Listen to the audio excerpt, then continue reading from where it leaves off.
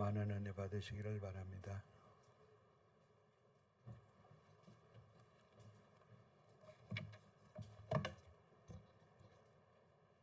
샬롬, 반갑습니다. 네, 기도 많이 해주셔서 보시다시피 아주 건강하게 잘 다녀왔습니다. 선교가 끝나면 이제 우리 원래 올해의 주제 성경이었던 빌립보서로 돌아가야 되는데, 빌립보서로 돌아가기 전에 아마 상반기 동안은 계속 이 하나님의 섭리에 관련된 말씀을 전하게 될 것 같습니다.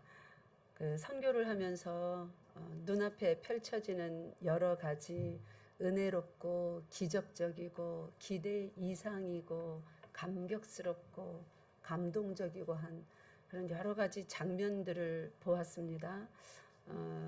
현장에 있지 못했던 여러분들도 밴드의 사진을 통해서 동영상을 통해서 간접적으로 경험했으리라 믿습니다.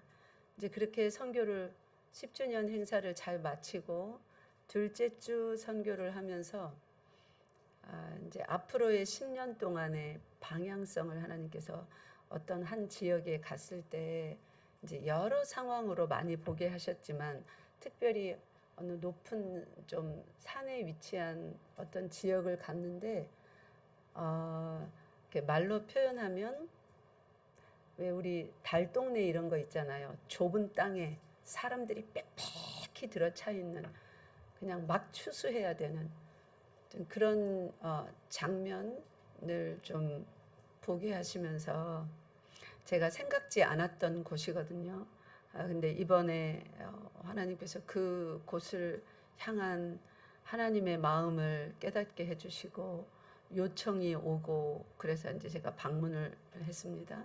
또 그리고 이제 우리 IFC 교회들 다바오, 빰빰가, 타이타이, 까비떼 이제 그런 교회들을 이렇게 또 방문하기도 하고 회의하기도 하면서 이제 교회들의 자라는 어느 위치에 와 있는가, 교회들의 필요가 무엇인가, 그리고 무엇보다도 이 모든 것의 출발점이 되었던 우리 서창에 있는 그러니까 모교회죠. 이런 모든 사역의 모체요, 모교회가 된 우리 열방교회 서창에 우리 교회가 이제 그 다음에 10년을 위하여서 그리고 10년뿐만 아니라 평생을 우리는 이렇게 선교적인 삶을 사는 것이 하나님의 뜻이고 성경 말씀이 우리에게 말하는 바라는 것을 지난 한 달간의 말씀을 통해서 구약 신약에서 모두 확인하였습니다.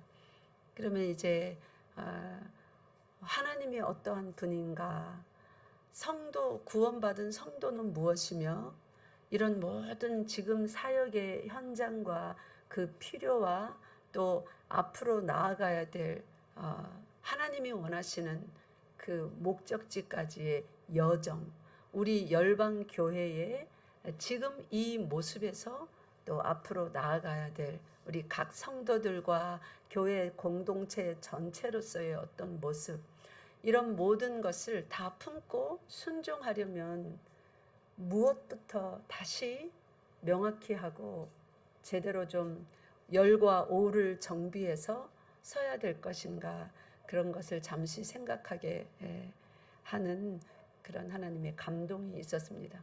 그래서 이런 모든 것을 묵상하면서 선교를 마쳐갈 때 둘째 주 마지막 이제 나를 향하여 다가갈 때 명확하게 주시는 감동이 하나님의 섭리에 대해서, 우리 이전에 제가 한참 교회의 밑바탕을 세워갈 때 그게 약 한 7년 걸렸습니다. 여러분에게 성경이 전체적으로 말하는 바, 우리가 믿어야 될 이치가 무엇인지를 설교하면서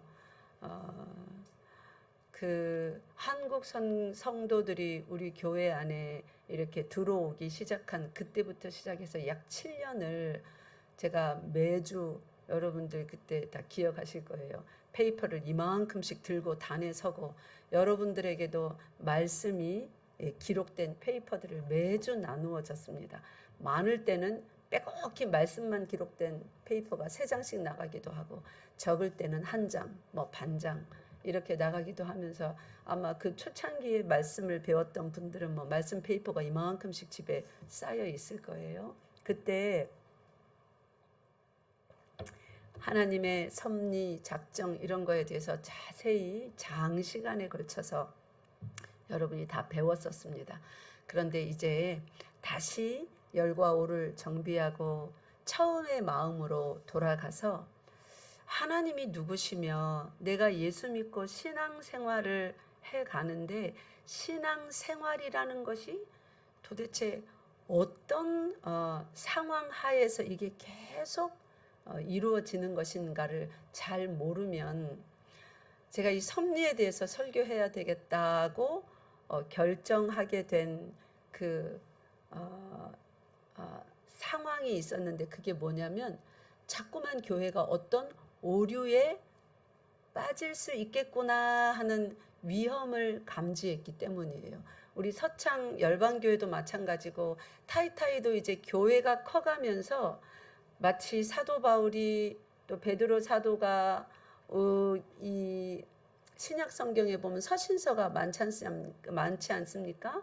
서신서에 죄다 교회의 생활에 대해서 이렇게 적어 보내잖아요. 꾸짖기도 하고 뭘 정리정돈하기도 하고 법을 정비해 주기도 하고.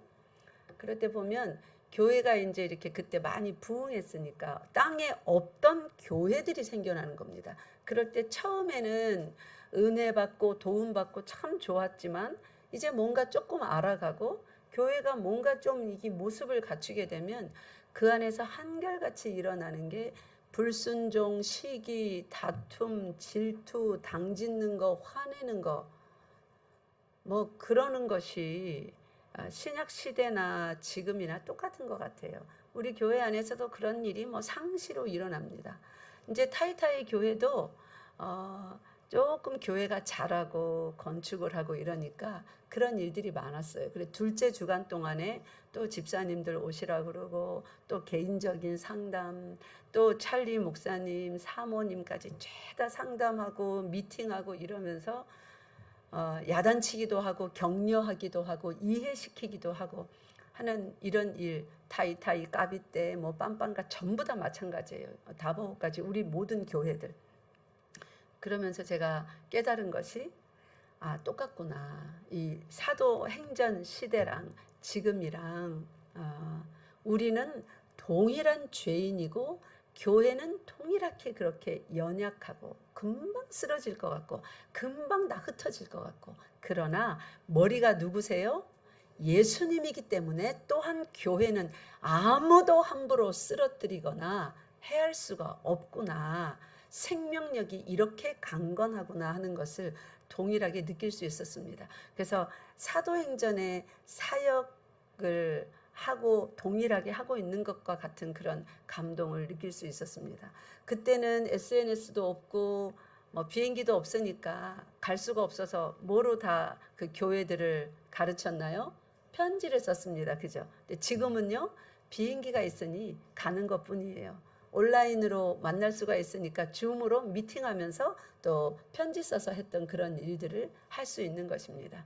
그래서 그때나 지금이나 이렇게 동일하게 교회 역사를 하나님께서 진행해 가시는 것을 보면서 그러면 10년간의 그 위대한 하나님의 역사를 보면서 우리가 기뻐 뛰며 많은 목회자들, 성도들이 6개국에서 모여와서 그 대잔치를 벌였는데 특별히 오신 목사님들이 한결같이 하는 말이 너무 다른 이 선교팀, 미션 그런 단체들과 너무 다르대요. 색깔이.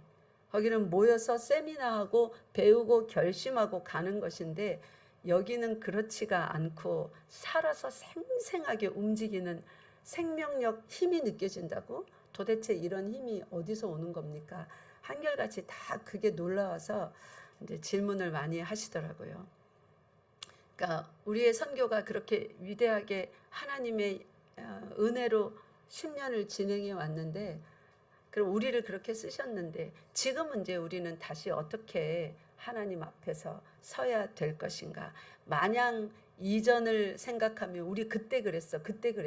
그 자랑으로 이제 평생 울고 먹을 것인가? 아니면 어떤 자세여야 되는가? 뭐 그런 것을 생각할 때에 지금 명확히 하지 않으면 바로 그것을 이제부터 제가 뭐 한 2달이 될지 몇 주간이 될지 모르겠습니다. 설교할 하나님의 섭리라는 것에 대해서 명확히 하고 우리 생각과 마음을 다시금 겸손하게 하나님 앞에서 이 성경의 진리의 말씀으로 무장하여 다시 첫사랑의 자리, 겸손의 자리에 제대로 또 이 성경 말씀의 지식과 바른 이해의 자리에 서지 않으면 이 목도하게 될 위험한 교회의 모습을 보았습니다. 그게 뭐냐면 교회가 교회여야 돼요. 교회가 뭡니까? 예수님의 머리이고 우리 모두는 지체로서 연결된 예수 그리스도의 뭐예요? 몸이에요. 그죠? 그러니까 이거는 예수님이 따라오라 그랬으니까 우리는 요새 닥순이라고 하더라고요. 닥치고 순종. 그 말을 닥순이라고 그러더라고요. 닥기도 있어요. 시끄럽다. 닥치고 기도하라. 막 그러니까 이 청소년 사역 하시는 분들이 주로 이렇게 청소년들하고 말하면서 좀 재밌게 표현하기도 하고 좀 강력한 표현으로 쓰는 요즘 사람들 표현이래요. 닥순. 그게 사실입니다. 맞습니다. 그게 성경적이고 교회입니다. 그런데 지금 교회가 어떻게 변질되고 있냐면 모임으로 동아리 활동 정도 취미 생활하는 서로 친절하고 모이면 기분 좋고 뭐 도움받고 서로 도와주고 서로 침범 안 하고 상처 안 주고 대단한 착각입니다. 엄청난 변질입니다. 교회가 그런 건 줄로 착각해요. 그래서 타이타이에서도 조금씩 싹 터서 이제 올라오기 시작하는 어떤 불평들이 있었습니다. 그래서 닥치고 순종을 가르치느라 아주 힘들게 장시간 가르치고 야단치고 격려하고 설득하고 뭐 그런 일이 있었어요. 우리 까비떼 교회에서 가서는 2사람의 리더 우리 제프 집사님하고 그 수지 전도사님하고를 화장실 뒤가 아니라 화장실 앞으로 불러내서 다른 사람은 다 들어가 있으라 그러고 마당에 땡볕에 서서 장시간 열변을 토하고 그 다음 들어가서 미팅을 하기도 했습니다. 교회가 변질되는 거예요. 서로 상처 안 주고 서로 행복하고 즐겁고 서로 막 섬기고 사랑하고 네, 다 좋아요. 그런데 그 속에 하나님의 양날선 검과 같은 말씀이 들어가서 찌를 수 있어야 됩니다. 쳐낼 수 있어야 됩니다. 잘라버릴 수 있어야 됩니다. 믿습니까? 맞습니까? 그게 교회입니다. 여러분 교회 착각하지 마세요. 그게 이루어지지 않으면 그건 단순히 사람의 모임일 뿐입니다. 그런 사람의 모임은 굳이 교회에 안 와도 세상 천지에 너무 많습니다. 다들 상처가 많으니 그런 모임 만들려고 하루에도 수십 개씩 만들어지고 또 하루에도 수백 개씩 없어집니다. 해쳐 모여가 계속 되는 거죠. 교회가 그렇게 해쳐 모여가 계속 되는 거예요. 이렇게 모였다가 하고 해칩니다. 다시 모입니다. 어이구 여기도 아니네. 이거 아니면 교회가 없나? 또 해칩니다. 또 여기 가서 또 모입니다. 이런 식으로 무슨 열대어가 이리저리 해쳤다가 모였다가 막 이러면서 힘 자랑하고 크기 자랑하고 이러듯이 바닷가에 열대어 떠도를 듯이 그렇게 떠돌아다니는 교인들, 교회들로 넘쳐납니다. 저는 그런 교회를 명령받은 적이 없습니다. 소수가 모여도 예수 그리스도의 12제자 보세요. 12명밖에 안 됩니다. 그런데 그 12명에게 부탁한 복음이 어디까지 왔습니까? 우리들에게까지 왔습니다. 전 세계로 퍼져나가고 있습니다. 교회가 동아리 활동하듯이 서로 상처 안 주고 상냥하고 친절하고 사랑하고 그것만 있다면 늘 참아주고 인내해주고 그것만 있다면 복음은 전해지지 않습니다. 교회는 뭐냐면요. 죄인들이 모였어요. 그죠? 말씀에 의해서 자꾸만 죄가 드러나는 곳입니다. 그러니까 이전에는 다 감추고 예쁘게 화장하고 멋진 걸로 이게 취장해서 예쁜 옷 입고 번지르르하게 처음에 교회 옵니다. 조금 지나면 말씀이 들어가기 시작하고 서로 공동체가 연결이 되고 이제 친숙하기 시작하면 하나님께서 막 말씀을 통해서 죄를 드러내세요. 처음에는 다 좋은 줄 알았는데 좀 신앙생활에 1년, 2년, 3년 거듭되면 우리 눈에 보여요. 어떤 사람은 여기 혹이 이만하게 달고 다니고, 어떤 사람은 대변 주머니 차듯이 여기 이만한 더러운 것이 달렸고, 어떤 사람은 그런 줄 몰랐는데 아픈 번지를 하는데 뒤에 맨날 이만한 혹을 달고 늘 불평불만하고, 어떤 사람은 대놓고 배에다가 이따만한 더러운 쇳덩어리 달고 다니고, 그게 서로 보이는 거예요. 이렇구나 저렇구나. 그러면서 하나님의 처분을 바라고 하나님의 변화시켜 주심을 바라고, 그런 형제들 못난 모습을 우리가 다 보게 되지만 쇳덩어리 주렁주렁 하나님이 꺼내실 때, 그래서 네가 그렇게 깨끗한 존재가 아니라 이런 죄인이야 하시면서 여기도 하나 붙이고 여기도 하나 붙여주시고, 안 그랬으면 좋겠는데 저 밑바닥에 있는 것도 꺼내갖고 여기다 덕하니 달아놓으시고, 절대로 보이기 쉽지 않은 치분대 뒤에다가 무슨 고추 마냥 등에도 이만한 거 붙여주시고, 교회 올 때 만신창이가 돼서 아이고 부끄러워하고 올 수밖에 없도록 하나님이 자꾸만 드러내셔도, 그런 추한 죄악 덩어리 다 드러내셔도 하나님 앞에 겸손하고 하나님이 아름답게 변화해 주실 것을 믿으며 그거 달고 그냥 다니는 겁니다. 믿습니까? 그것이 교회입니다. 그런데 사람들은 교회를 그런 정직하고 진실하고 솔직한, 그래서 하나님이 베어낼 수 있고 잘라낼 수 있는 그런 교회를 만들기 원하지 않습니다.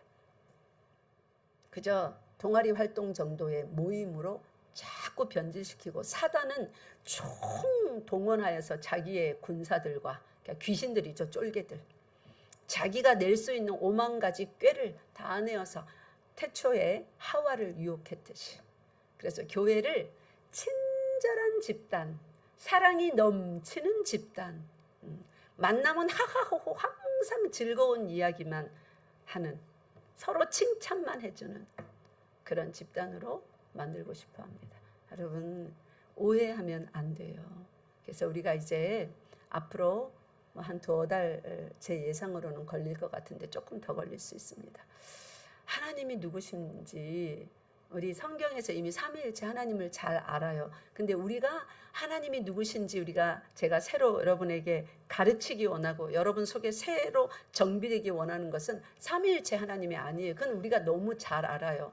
오히려 우리가 만나야 되는 하나님은 누구냐면,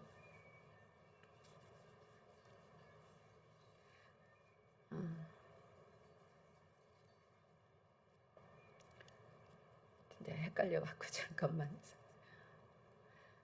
우리가 매일 만나야 되는 하나님이 누구냐면, 여러분이 신앙 생활을 하잖아요. 그죠? 생활을 하는데 저 바깥에 예수 안 믿는 사람하고 우리하고 다른 게 뭐냐면, 똑같은 거는 생활이라는 거예요. 바깥 사람들도 생활하고 우리도 뭐 해요? 생활하지요. 생활이 뭡니까? 먹고 마시는 거예요. 자고 일어나는 거예요. 꿈꾸고 실행하는 거예요. 그것을 위하여서 배우는 거예요. 그리고 배운 대로 해보는 거예요. 실패하기도 하고 성공하기도 하고, 그런 살아 숨쉬는 동안 치열하게 이 머리끝부터 발끝까지 우리 온 영혼 육이 생동력 있게 움직이는 그 모든 것을 생활이라고 합니다. 그런데 예수 안에 들어오기 전에 저 예수 밖에 있었을 때에는 그냥 생활하는 거였어요. 사는 거였어요. 그 생활을 할 때는 모든 초점이 누구에게 있습니까? 자기 자신에게 있습니다. 부모, 형제, 자식, 배우자 다 있지만 그 중에 제일은 누구라? 나 자신이라. 그것이 저 밖에 있는 생활. 그래서 내가 건강해야, 내가 이 심령이 튼튼해야, 내가 먼저 살아야 그 다음에 뭐예요? 너도 있는 거고, 응? 나도 있는 거지. 내가 없어지면 세상 만사 다 없어지는 거다. 그게 무슨 소용이냐? 그게 저 바깥에서 생활하는 사람들의 가르침입니다. 그러니까 내가 있어야, 나라는 실존이 여기 존재해야 그 다음에 뭐가 존재하는 겁니까? 따라하세요. 만물이 존재하는 겁니다. 이게 진리 아니에요. 지금 저 밖에 사람들 얘기하는 거예요. 또 밖에 나가가지고 오늘 목사님이 설교하는데 내가 있어야 모든 것이 있다더라. 이딴 소리 하면 나는 이제 이단 정죄 받습니다. 아무도 조는 사람이 없기 때문에 그렇게 잘못 전할 일은 없겠지만, 이상하게 똑같은 장소에서 똑같은 소리를 들었는데도 나가서 완전히 반대로 말하는 경우가 저부터 시작해서 우리 모두에게 있습니다. 우리 뇌가, 이 귀가 그렇게 오류를 일으켜요. 컴퓨터도 그렇게 잘 만든 컴퓨터나 이런 거 전자기기들 오류 일으키듯이. 그러니까 우리 자신을 믿지 말고 성경만 믿어야 됩니다. 자, 그래서 바깥의 사람들은 생활이라는 걸 하면서 모든 포커스가 자기 초점에게 있어요. 내가 있으면 만물도 의미가 있고 있는 거고, 내가 없으면 그 다음 어떻게 되는 거예요? 아무 필요 없는 거예요. 만물도 존재하지 않는 겁니다. 이러면서 우리 모두가 살았단 말이에요, 이전에. 근데 자, 이제 하나님의 은혜로 우리가 예수님을 하나님으로, 창조주로 우리를 지으신 나의 생명이신 하나님으로 믿게 되었어요. 이제 그러면서 새로운 삶을 얻었습니다. 믿습니까? 고린도후서 5장 18절에 뭐라고 합니까? 아니 5장 17절에. 네, 우리 성경 많이 암송했잖아요. 시작.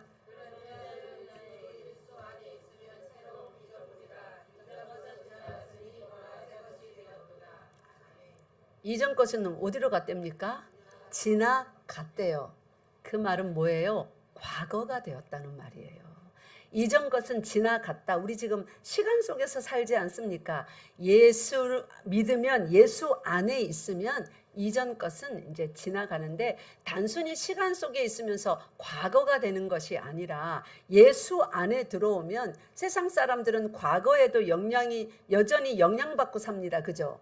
시간 속에서 살아서 지금 현재인데 과거는 지나갔는데 과거의 영향을 받아요, 안 받아요? 받습니다. 가장 선명한 예를 들어볼까요? 어떻게 과거의 영향을 받아요? 한 가지 용어가 있습니다. 트자로 시작해요. 마자로 끝나요. 뭐예요? 네. 트라우마. 이러면서 현재에 내가 당하는 모든 어떤 고통의 원인을 어디서 찾아요? 트라우마 때문에. 그러면서 절대로 벗어나지를 못합니다. 이전 것은 지나갔으니가 안 되는 거예요. 어디에 있으면? 예수 밖에 있으면, 바깥의 사람으로서, 자연인으로서 생활하면. 그런데 예수 안에 있으면 그 다음 뭐래요? 이전 것은 지나갔으니. 그게 뭐냐면 단순히 과거로 지나갔단 말이 아니에요. 단순히 과거가 되는 건 굳이 예수 안 믿어도 됩니다. 예수 안 믿어도 그냥 자고 일어나면 다 그냥 과거로 흘러가요. 오늘 여러분이 목도하는 이 일들이. 근데 지나갔으니가 뭐냐면 그것이 다시 우리에게 영향을 미치지 못한다는 거예요. 그래서 예수 믿고 나서 극복하지 못할 트라우마가 있을까요? 없을까요? 있습니다. 우리가 믿음을 두지 않기 때문이에요. 제가 예를 들어볼까요? 저는 진짜 물에 대한 트라우마가 극심했습니다. 제가 초등학교 4학년 때 바닷가에 가족이 전체 갔는데 저희 삼촌이 이제 4학년이고 제가 깡 말랐거든요. 무서움이 많으니까 수영 가르쳐 준다고 바다에 번쩍 안고는 들어갔어요. 그래서 수영 가르쳐 준다고 이 개구장이 삼촌이 나를 바다에다 그냥 퍽 던져버린 거예요. 그래서 제가 물을 꼴딱꼴딱 먹으면서 들어가면서 극심한 공포와 함께 이렇게 사람이 죽을 수 있구나 하고 거의 이제 생명을 포기하는 그러한 장면까지 갔었어요. 제 기억에 그렇게 남아 있습니다. 하여튼 그 다음부터 제가 물에 절대로 안 들어갑니다. 발목에 조금 올 정도, 바다에 가도 아예 바다 앞에도 잘 안 가요. 우리 가족은 다 알아요. 수영장, 풀장 가본 적 단 한 번도 없습니다. 우리 성도들은 데리고 가도 나는 거기 한 번도 안 들어갑니다. 근데 이번 선교 때 여전히 안 들어갔는데 밖에 앉았는데 전용배 전사님이 목사님 좀 도와드릴까요? 이러면서 들어가라는 거예요.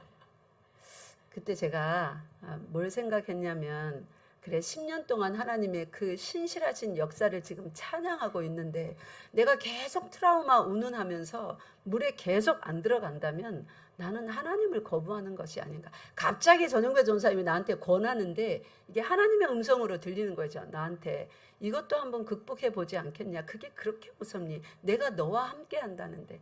그 놀이 시간에도 저는 이제 그 생각에 사로잡혔어요. 감사하죠. 제가 그런 목사입니다. 제가 하나님과 대화하지 않는 순간은 없는 것 같아요. 그냥 쇼핑센터에서 깔깔거리며 뭘 막 뭐 사고 막 놀고 그래도 온 정신이 정말 하나님과 밀착되어서 계속 대화합니다. 그러니까 그때도 맞습니다. 하나님 그럴까? 근데 용기가 안 나더라고요. 도와드릴까요? 하는데 진짜 안 들어가면 번쩍 들어가고 던져버릴 것 같은 거. 우리 삼촌이 생각나는 거예요. 고만한 나이였었거든.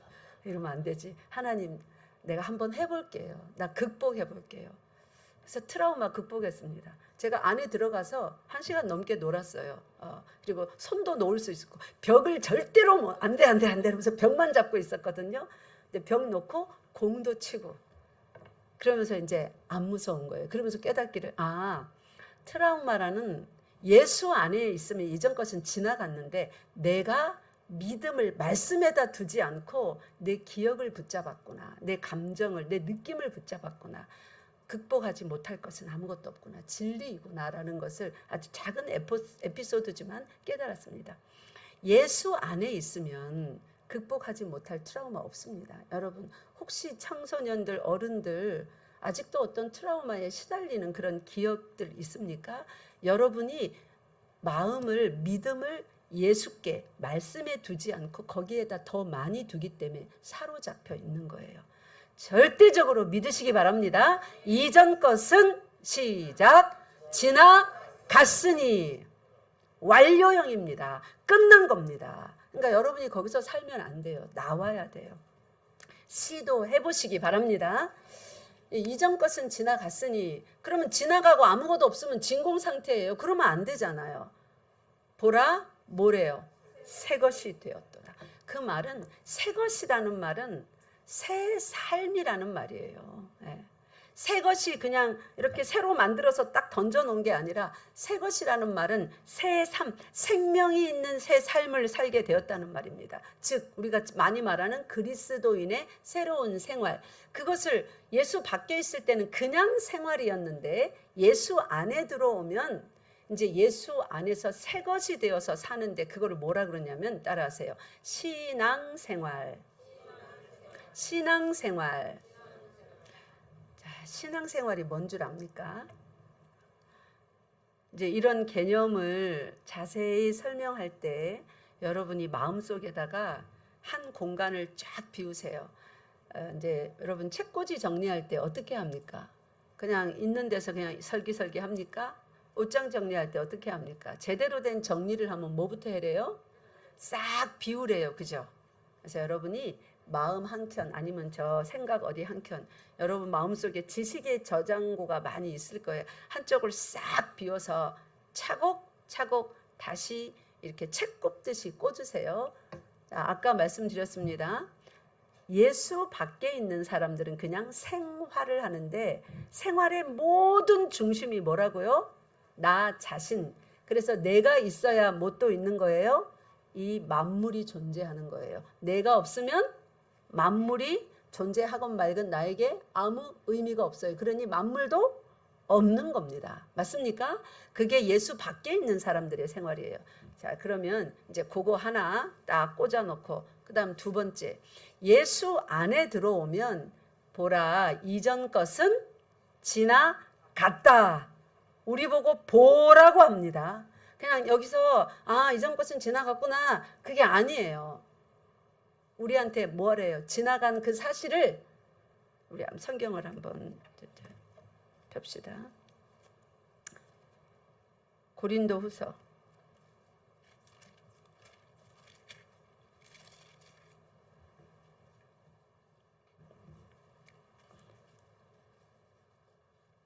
17장. 보라는 없네요. 자, 17장 시작. 그런즉 누구든지 그리스도 안에 있으면 새로운 피조물이라. 이전 것은 지나갔으니 보라. 뭘 보래요? 새 것이 된 것을 어떻게 하래요? 보라고 합니다. 이게 무슨 말일까요? 저는 풀장에서 절대로 물에 들어가지 못하던, 그리고 않던 제가 뭘 봤습니까? 물에 들어가 있는 나를 봤어요. 이제 뭐가 극복된 거예요? 내 트라우마가 극복된 거예요. 처음에 물에 들어갔을 때는 내가 막 수영장 벽을 꽉 틀어쥐고는 누군가가 나를, 이 팔을 수영장 벽에서 뗄까봐 마음속으로 계속 두려웠어요. 누가 또 개구지게 뒤에 와가지고 내 손을 하나 이게 힘으로 빼게 하면 어떡하지? 계속 살피면서 벽을 꽉 잡고 있었습니다. 근데 계속 말씀을 묵상하고 하나님을 묵상하고 하나님이 나를 새롭게 하셨는데 이전 것은 지나갔다고 했는데 나는 왜 이렇게 내 기억을 말씀보다 더 믿는가, 더 의존하는가 하면서 조금씩 정말로 말씀을 믿는 믿음으로 내가 시도를 해보기 시작했어요. 그러니까 뭘 본 겁니까? 새롭게 된 나, 물에 대한 두려움을 다 극복하고 믿음으로 서 있는 나를 보게 된 거예요. 여러분, 이게 예수 믿는 사람의 신앙 생활이라는 겁니다. 믿습니까? 그러니까 매일매일 새롭게 된 나를 어떻게 해야 돼요? 봐야 돼요. 경험해야 돼요. 누구 안에서? 예수 안에서. 이것이 신앙 생활이라는 거예요. 근데 어느 정도로 그런 새롭게 된 나를 봐야 되냐면, 따라하세요. 먹는 일 속에서, 마시는 일 속에서, 무엇을 하든지 모든 일 속에서 새롭게 된 나를 봐야 돼요. 이전에는 막 술 같은 거 퍼 넣었습니다. 몸에 전혀 좋지 않은, 술 먹으면 지옥 가기 때문에, 천국을 못 가기 때문에 술 먹지 말라는 게 아닙니다. 술 먹어도 천국 갑니다. 그런데 왜 먹지 말라는 거예요? 술을 먹게 되면 그 다음 어떻게 돼요? 취하게 됩니다. 하나님의 진리의 말씀이 들어있는 이 이성이 있는 이 저장 창고가 기능을 못하게 돼요. 그 대신 뭐가 더 일을 많이 합니까? 우리의 정욕, 본능. 술 먹으면 뭐다 이런 말도 있죠. 그죠? 그거 그리스도인이 지어낸 말 아닙니다. 우리의 삶의 역사 속에서, 경험 속에서 나오는 말이에요. 그러니까 사람들의 경험의 총체로 나온 말입니다. 술 먹으면 그 사람은 뭐다 이런 게, 그게 된다는 말이에요. 그러니까 하나님의 말씀대로 살 수 없게 돼요. 술을 먹으면. 그러면 천국에서 점점 멀어지겠죠. 그러니까 먹지 말라는 거예요. 술 먹으면 뭐 지옥 가요? 천국 못 가요? 이런 무식한 질문들을 해대지 마십시오. 이 머리 좀 쓰세요. 생각 좀 하세요. 조금만 생각해봐도 왜 술 먹지 말라는 줄 알 수 있지 않습니까? 그런 걸로 기독교를 공격하면 안 됩니다. 정말로 무식한 질문이에요. 무엇을 먹든지 마시든지 하나님의 영광을 위하여서, 이전에는 예수 안에 말고 밖에 있을 때는 다 누구를 위해서 살았습니까? 내가 주인인 거예요. 내가 제일 기뻐해야 되고 내가 행복해야 돼요. 내 기분이, 내 감정이 다 충족이 돼야 돼요. 내가 만족돼야 돼요. 왜냐하면 내가 없으면 세상도 없는 거니까, 아무 의미 없으니까. 맞아요. 그 사람들은 그렇게 살아야 돼요. 살다가 지옥 갈 건데 세상에서도 자기를 기쁘게 못하면 정말 불쌍하지 않습니까? 그죠? 지옥 가서 영원히 고통받을 건데 잠시 7, 80년이라도 지 하고 싶은 대로 하고 살아야죠. 그러니까 잘하는 거예요. 예수 안 믿는 사람들은 그 길로 가는 게 맞습니다. 모든 일어나는 일들의 제1원인이 자기 자신이라고 생각하니까 자기 자신을, 영혼육을 자기 힘으로 살찌워야 돼요. 그래서 힘도 가져야 되고 권력도, 명예도, 재물도, 건강도 자기 힘으로 최대한 만들어내서 다 가지고 힘껏, 재주껏 누리면서 살다가 죽어야 덜 억울한 겁니다. 그런데 예수 안에 딱 들어오면 우리가 왜 우리가 알고 있는 그 신앙생활의 그 모습으로 신앙생활을 해야 되냐면, 제1 원인이 내가 아니에요. 해가 뜨고 해가 지는 것, 예수 밖에 있으면, 내가 죽으면, 내가 건강하지 못하면 해 뜨는 것도 의미 없고 해 지는 것도 의미 없어요. 그러나 예수 안에 들어오잖아요. 암이 걸려서 3일 뒤에 죽는다 해도 그 3일의 고통스러운 시간만 남았잖아요, 목숨이. 그런데 해 뜨는 게 아주 의미 있습니다. 해 지는 것도 아주 의미 있습니다.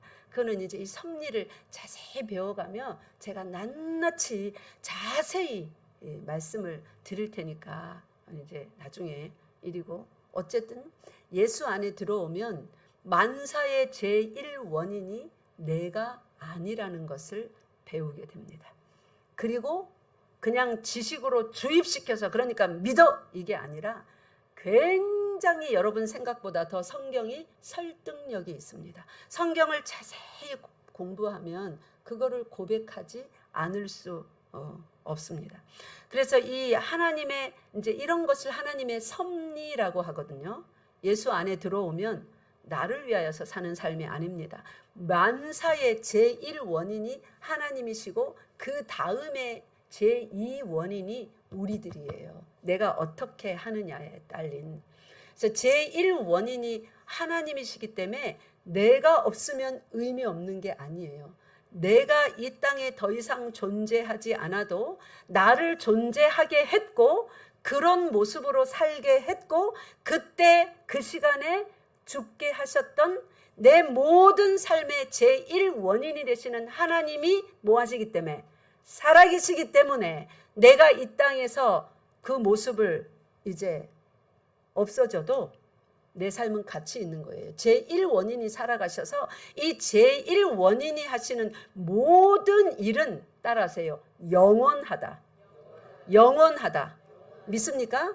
영원하기 때문에 나는 이 땅에서 죽은 것 같지만 아니요, 이것으로 끝이 아니라니까요.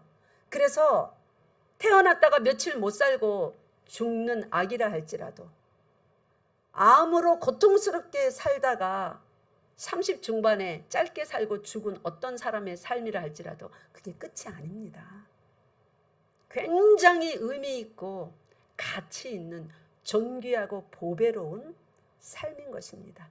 이 사람이 그렇게 살고 그렇게 그때 가도록 설계하신 분이 누구예요? 그 삶의 제1 원인 되시는 하나님이십니다. 하나님이 살아계셔서 영원한 계획 가운데 이 사람을 그렇게 살다 그때 그런 모습으로 죽도록 설계하셨어요. 이 사람의 삶은 하나님의 뜻에 뭐 한 거예요? 순종한 거예요. 자, 순종하고 그 다음에 어떤 일이 있을지, 아직 이 땅 위에 해 아래의 시간은 끝. 그 병원에 그 생명 있는지 죽었는지 기계가 삐 하고 끝났다는 것을 말합니다. 이런 모든 것의 제1 원인이 누구라고요? 하나님. 하나님이 끝났습니까? 안 끝났습니다. 이 역사를 이제 이 죽은 사람의 영은 자기 삶이 그렇게 끝날 수밖에 없었던 그 사람은 죽어서 영과 육이 분리됐습니다. 육은 썩습니다. 뭐 화장됩니다. 근데 영은 계속 누구를 바라보고 있어요? 제1 원인이었던 하나님을 바라보며 하나님의 행하심을 기대하고 있습니다. 믿습니까?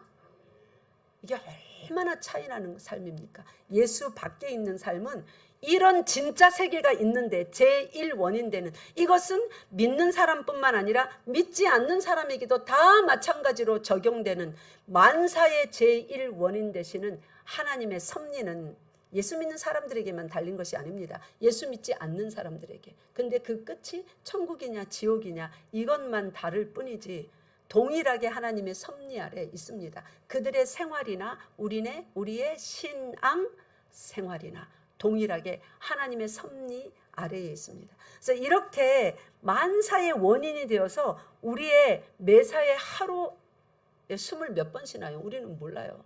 내가 아침에 머리 빗으면서 머리카락이 몇 개 빠졌는지 한 주먹 이렇게 뭉쳐서 쓰레기통에 버렸습니다. 모릅니다. 세볼 생각도 안 합니다. 누구는 다 아신다고요? 하나님은 우리의 호흡도 다 아십니다.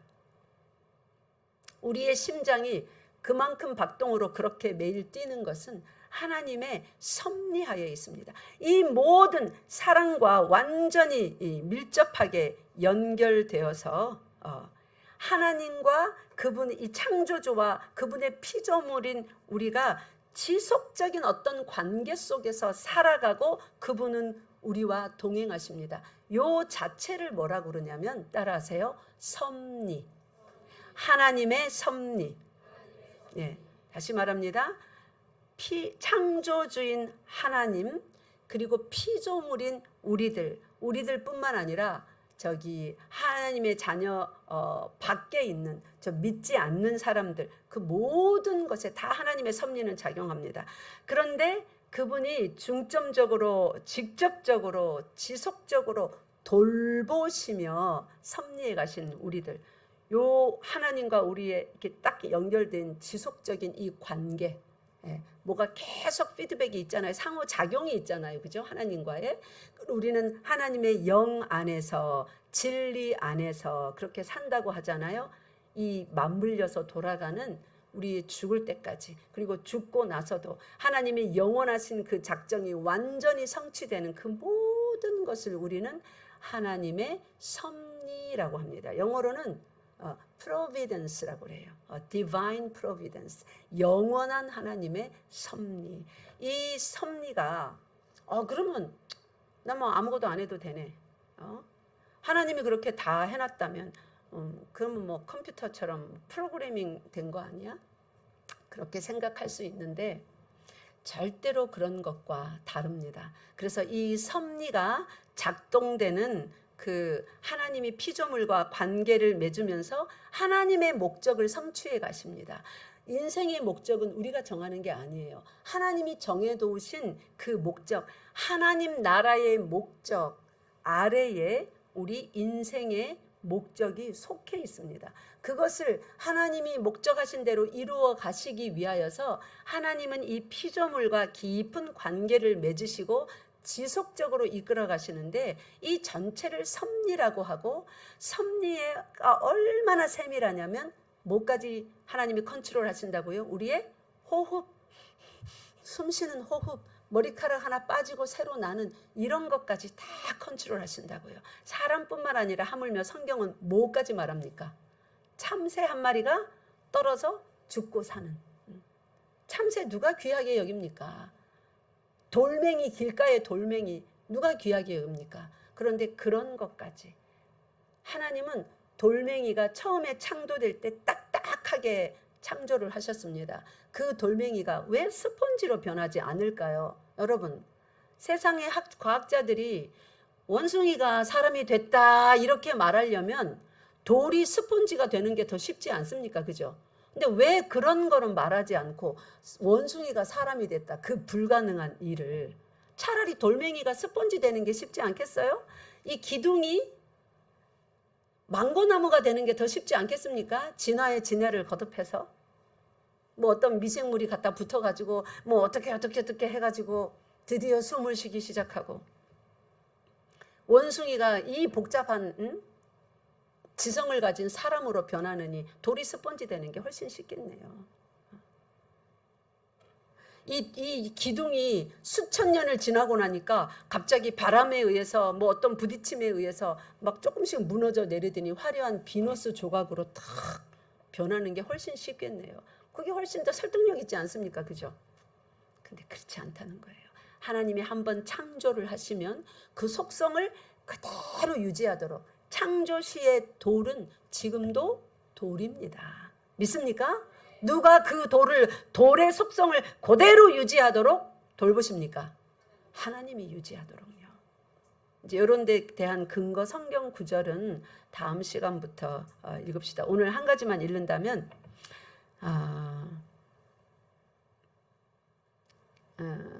히브리서 1장 펴보세요, 여러분. 히브리서 1장 3절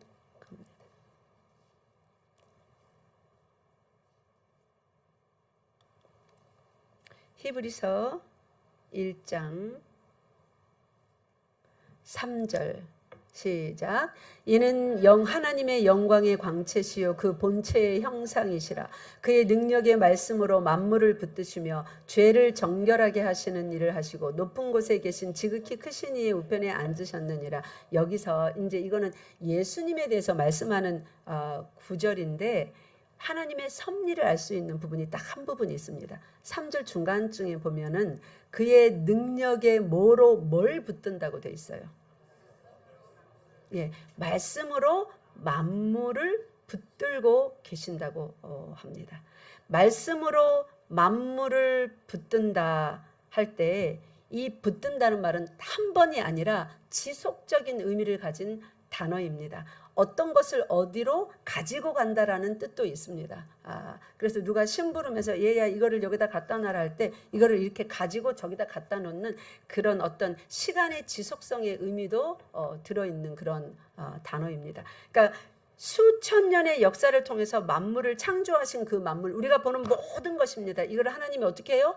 붙들고 시간을 통과하여서 100년, 200년, 300년, 400년이 지나도 돌멩이가 뭐가 안 됩니까? 스펀지로 변하지 않아요. 원숭이가 뭐가 안 됩니까? 사람으로 변하지 않습니다. 나무가 동물로 변하지 않습니다. 동물이 나무가 되지 않습니다. 그 속성 그대로 가지고 있습니다. 하나님의 이렇게 정교하고도 변함없는 속성에서 만들어진 이 창조의 일이기 때문에 우리가 과학을 발전시킬 수 있는 거예요. 예측 가능한 실험을 거듭해서 이렇구나 질량 보존의 법칙 이런 걸 만들 수 있는 거예요. 뭔가 계속 변한다면 과학은 발전할 수 없습니다. 지식은 축적될 수 없습니다. 노다지 변하는 걸 어떻게 예측을 합니까? 그죠? 예측 가능한 것은 우리가 예측 가능하여서 뭔가를 대비하고 또 발전시키고 할 수 있는 것은 하나님의 섭리의 은혜 덕분입니다. 믿습니까? 만드신 이후로 그것이 그 속성을 잃어버리지 아니하도록 여기 히브리서 1장 3절에 보니까 어떻게 해요? 붙들고 계신대요. 붙들고요. 그래서 우리가 짐승으로 변하지 않는 겁니다. 잠깐 하나님이 놓으신 적이 있습니다. 어떤 사람을 대표적으로 보여주셨습니다. 잠깐 놓아버리면 어떻게 되는 줄 알아요? 사람이 짐승이 됩니다. 잠깐이 아니라 이제 계속 놔버리면 사람이 진짜 짐승 됩니다. 바벨론에 한 왕이 있었습니다. 이름이 누굽니까? 느부갓네살. 몇 년 동안 짐승처럼 삽니까? 7년 동안. 이성을 잃어버리고 손톱이 발톱이 새의 발톱같이 길게 되고 온몸에 털이 나고 기어다니며 뛰어다니며 산속을 풀숲을 뭘 뜯어먹고 살았다고 됩니까? 풀 뜯어먹고요. 하나님이 기한을 정해주셨습니다. 정해진 기간 동안에 네가 그렇게 될 거다. 그 다음에 다시 회복될 거다. 하나님이 예를 보여주시는 거예요. 네, 예를. 하나님이 돌보시지 않으면 그렇게 되는 거예요. 여러분과 저는요. 오늘 왜 이렇게 멀쩡한 모습으로 이렇게 나와 있습니까? 정상적인 사람의 생각을 가지고. 저는 정말로 말씀을 연구하고 깨달아가고 알아가면 알수록 정말로 하나님의 은혜가 감사합니다. 하나님이 나를 섭리의 하나님으로서 붙잡아 주시지 않으면 얼마나 미친 생각으로 가득 찰 수 있었는지 이전의 삶의 경험을 통해서 추측해 볼 수 있습니다. 여러분 자신을 한번 추측해 보세요. 이전에 자녀들에게 어떻게 했습니까? 친구들에게, 하물며 부모에게 어떤 생각까지 품었었습니까? 만약에 하나님이 여러분이 사람의 모습을 또 성도의 심령과 생각을 계속 유지할 수 있도록 붙잡아 주시지 않고 그 지독한 생각과 말과 태도로 그냥 내달리도록 던져버렸다면, 섭리하시지 않았다면 뭐 돼 있을까요? 우리가 지금 상상하기 싫을 정도입니다. 제가 제 자신만 뒤돌아봐도 어떤 생각까지 했었는지, 어떤 말까지 뱉었었는지, 남 앞에서는 점잖은 척하면서 나 혼자 있을 때 어떤 망나니짓 행동을 했었는지. 하나님의 섭리가 여러분을 붙잡고 계시다는 거 절대로 잊지 마시기 바랍니다.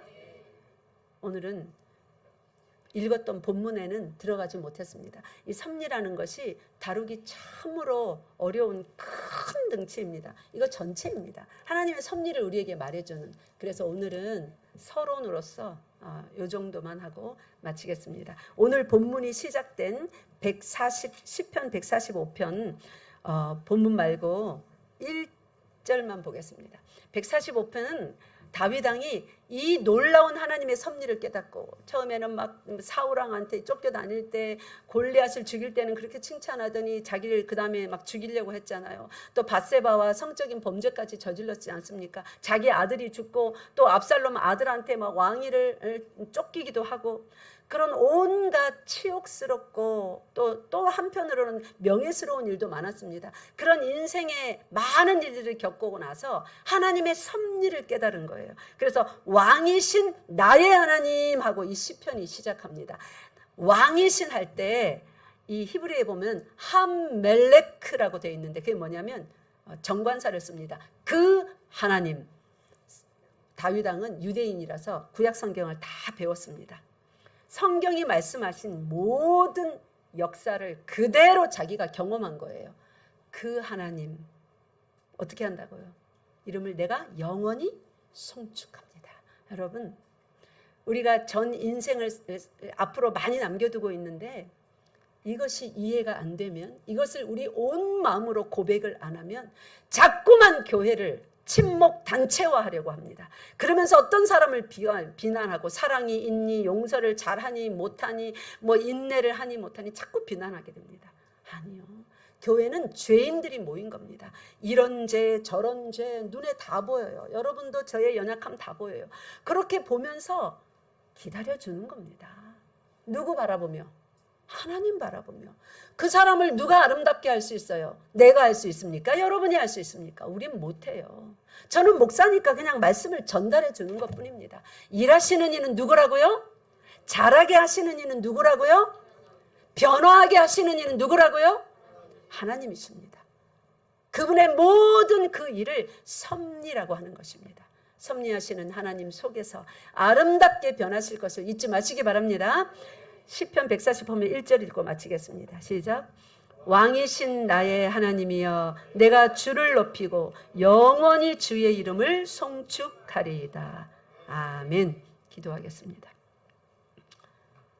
하나님 아버지, 하나님께서 이 세상을 창조로 말미암아 시작하신 하나님의 세밀하고 완전하고 기적 같은 그 놀라운 섭리의 역사를 우리가 예수 밖에 있었을 때는 몰랐지만 이제 예수 믿고 날마다 그 기적과 같은 섭리를 보게 하시고 듣게 하시고 경험하며 살아가게 하시니 참 감사합니다. 하물며 나의 먹고 마시는 것조차 하나님의 섭리 가운데 들어있음을 믿습니다. 나의 호흡 하나조차도 섭리 밖에 있지 아니함을 고백하며 하나님께 감사드립니다. 우리의 삶을 통치하시는 하나님, 앞으로 우리 인생의 모든 여정도, 선교의 모든 여정도 하나님의 섭리 가운데 있어 위대한 역사가 지속될 것을 믿습니다. 우리의 삶도 위대하게 하시고 교회의 삶도 위대하게 하시사 하나님의 모든 목적된 그 섭리의 종착지까지 잘 이르게 하여 주시옵소서. 우리 주 예수 그리스도 이름으로 기도드리옵나이다. 아멘.